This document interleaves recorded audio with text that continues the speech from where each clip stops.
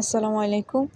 তো আজকে সকালবেলা একটা জিনিস আমার নজরে পড়লো, মানুষের জীবন আর কি। সকালে উঠলাম, আসলে রমজান মাসে তো সবাই রোজা রেখে সকালবেলা ঘুমায়, কিন্তু কিছু মানুষ টাকার কারণে, সংসার বাঁচানোর কারণে ওই ঘুম দিতে পারে না।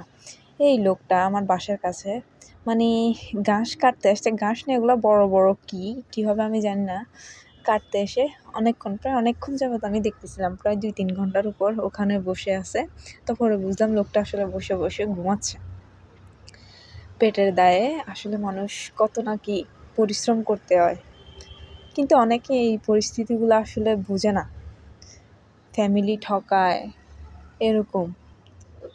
আর এটা আমি মূলত অনেকক্ষণ যাবত ধরেই দেখতেছিলাম।